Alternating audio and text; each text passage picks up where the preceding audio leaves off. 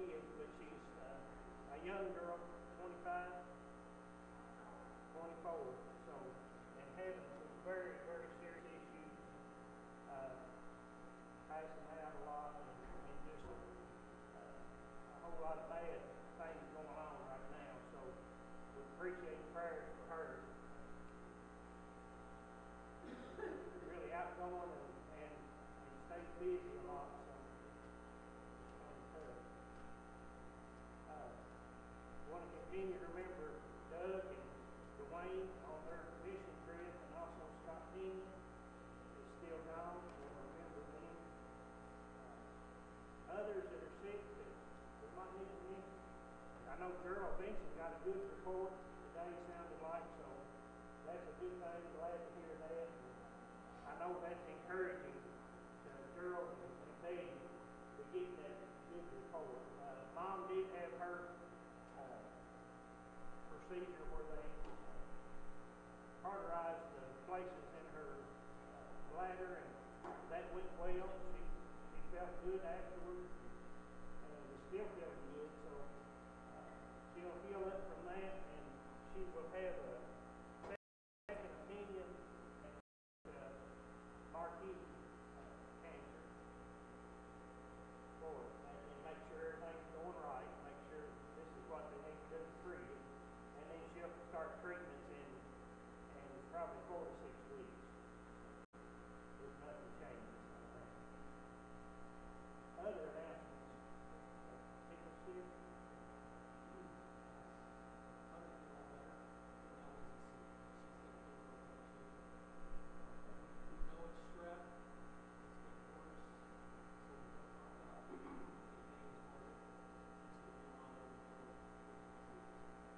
Hunter's feeling a lot better, but Lizzie's sick now, so want to continue to remember her. I tell you, running the course seems like.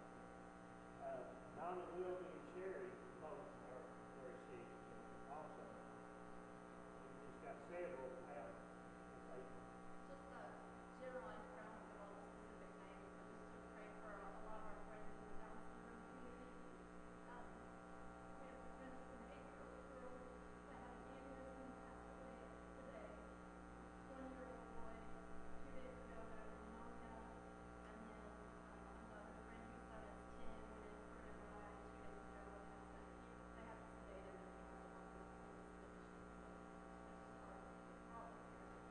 A lot of friends, Wes and April, in the Down syndrome community are having pretty big issues at this time. We want to remember them in our prayers. Severe issues. If we have our help and able to come out on a night like tonight, we should be very, very thankful that we're able to do that. Other announcements? Thank you. Anne passed away in Glasgow. Her dad's sister. Continue to remember that family. Nothing else, we'll have a word of prayer and then I guess our lesson tonight.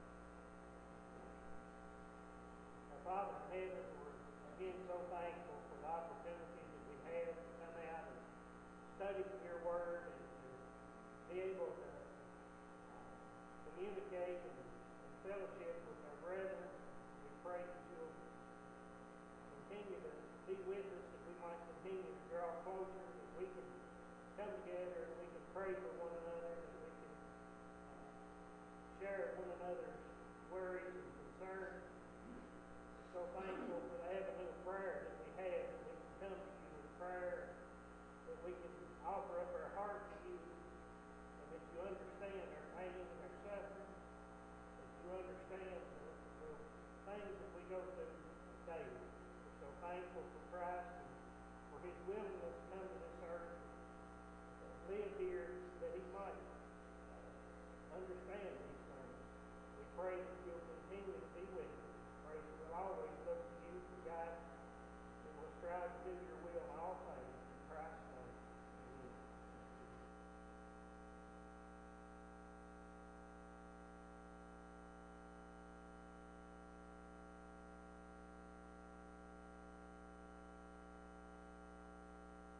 Okay. Is this on? I don't know if it's on yet. It's coming. Okay. All right. So,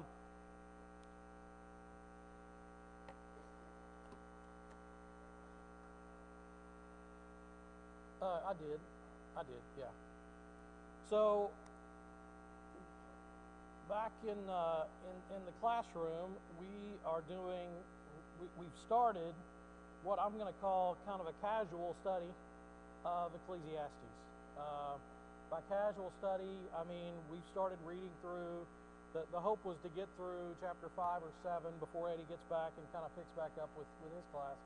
But we're reading through and kind of commenting on what what Solomon is saying. So I'll do a quick little recap of some of what we have talked about so far. I've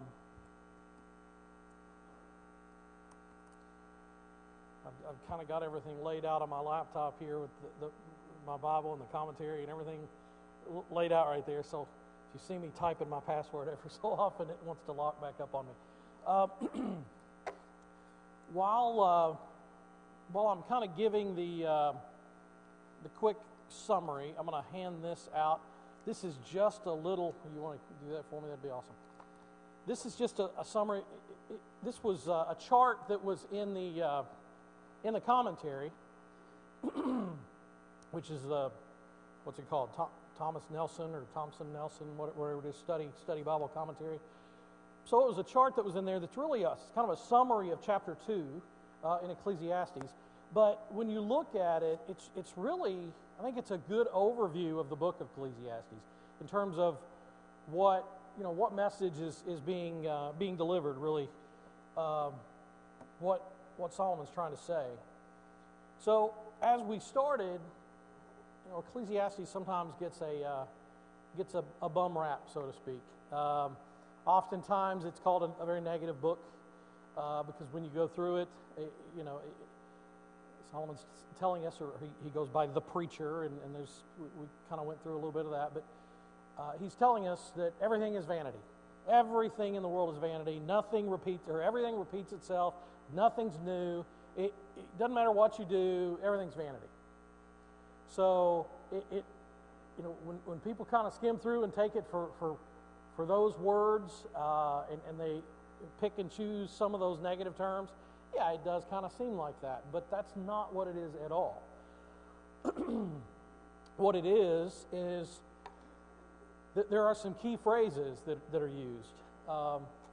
And it's really, as you read through it, I think it's an uplifting book, what I've read so far.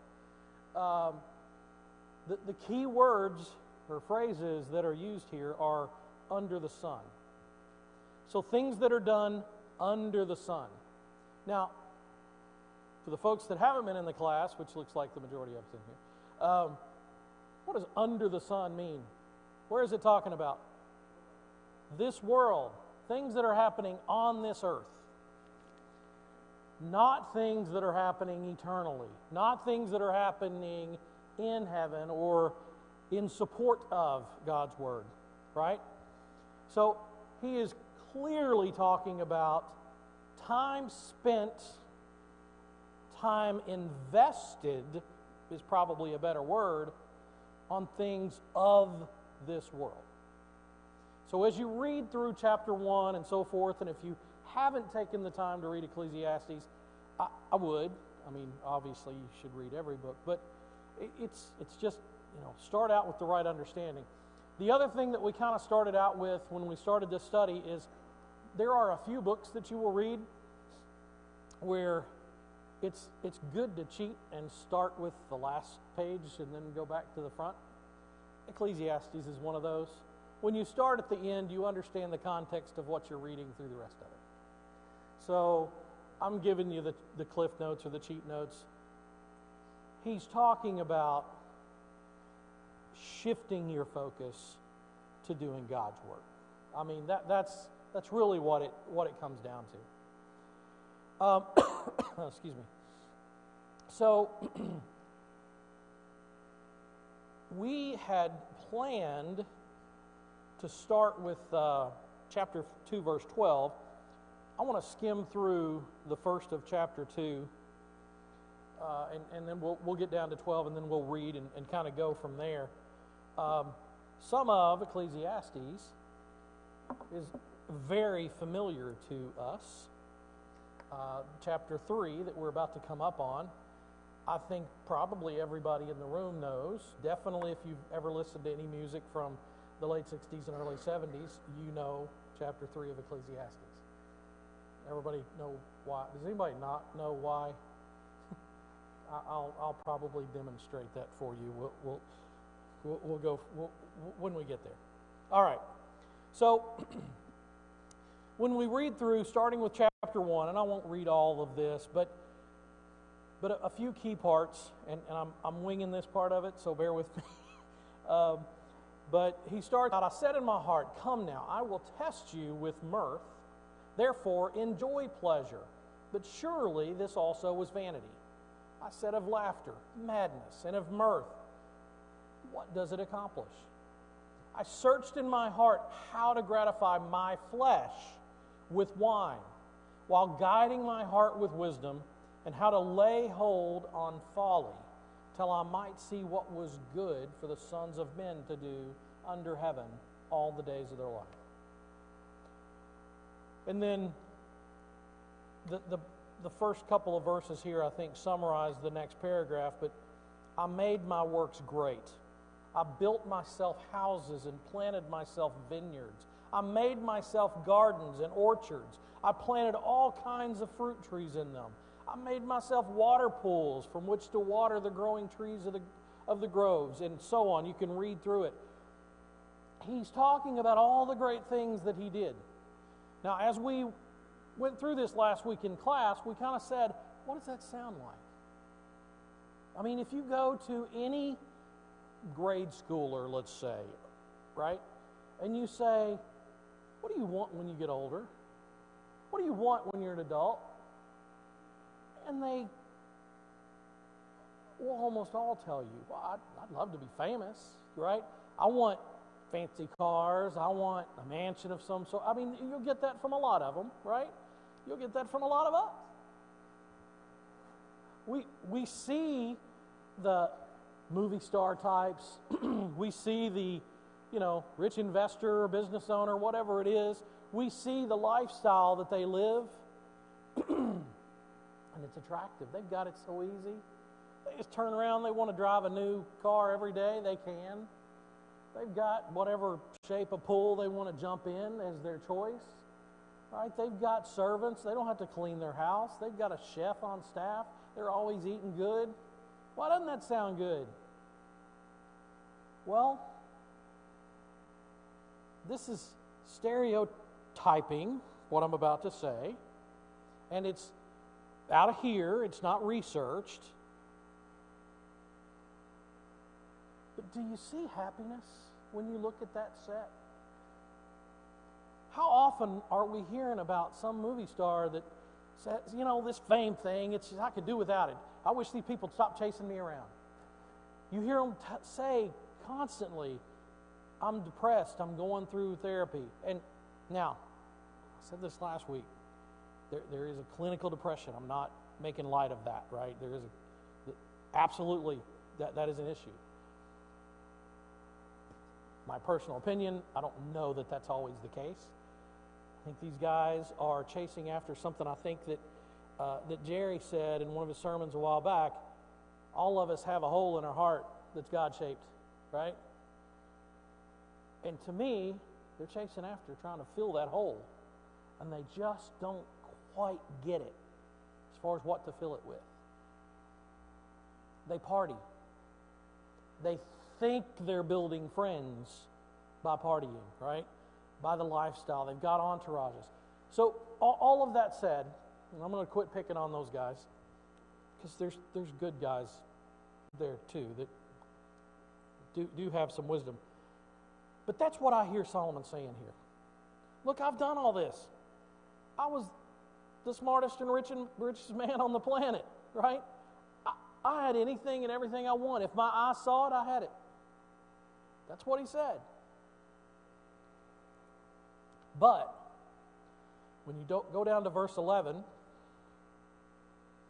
then I looked on all the works that my hands had done, and on the labor in which I had toiled. And indeed, all was vanity and grasping for the wind. There was no profit under the sun.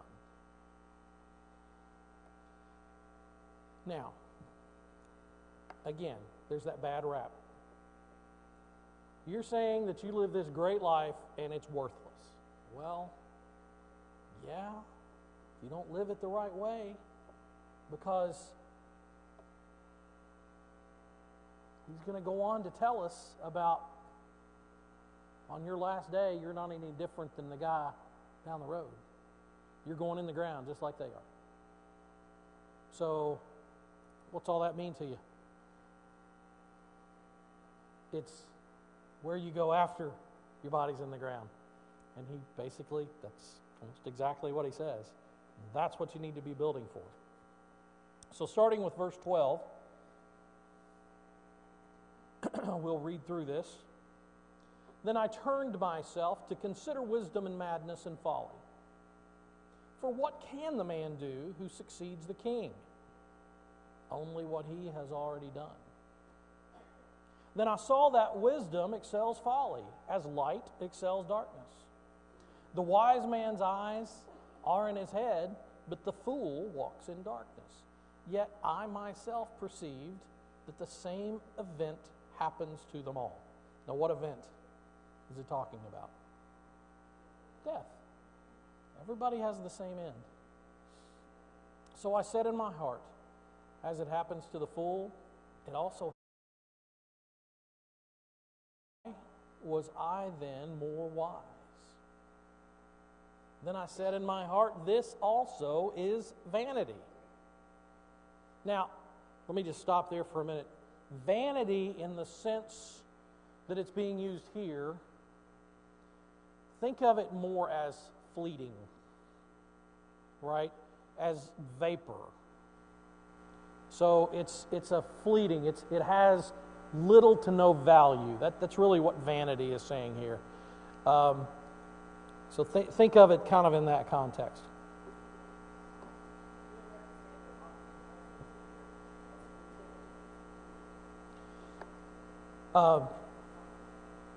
Futile is closer to the dictionary definition, so I guess the commentaries, they dispute a little bit, but in looking at a couple of them, they weren't as harsh as saying completely futile in the way that he was using it.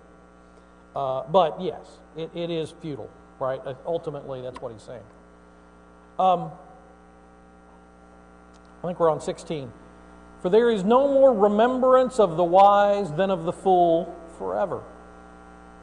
Since all that now is will be forgotten in the days to come. And how does a wise man die? As the fool. So again, you put all this work and effort into building these palaces, having all this abundance of servants and food and your parties and your so-called friends and all of that. You die the same way that the guy that didn't have any of that. Now, what did your wisdom get you? And the question is not about the fact that you studied and gained wisdom and did all this. The question is about how did you apply it? Right? What was the purpose of your life, more or less? So at 17, therefore I hated life, because the work that was done under the sun was distressing to me, for all is vanity and grasping for the wind. Then I hated all my labor in which I had toiled under the sun, because I must leave it to the man who will come after me. And who knows whether he will be wise or a fool? Yet he will rule over all my labor in which I toil, and in which I have shown myself wise under the sun. This also is vanity. Therefore I turned my heart in despair of all the labor in which I had toiled under the sun. For there is a man whose labor is with wisdom, knowledge, and skill. Yet he must leave his heritage to a man who has not labored for it. This also is vanity and a great evil. Now, evil, kind of an unjust, is what he's really getting at there. For what has man for all of his labor, and for the striving of his heart, with which he has toiled under the sun? For all his days are sorrowful, and his work burdensome. Even in the night his heart takes no rest. This also is vanity. Now, these next couple of verses. Nothing, verse 24, is better for a man than he should eat and drink, and that his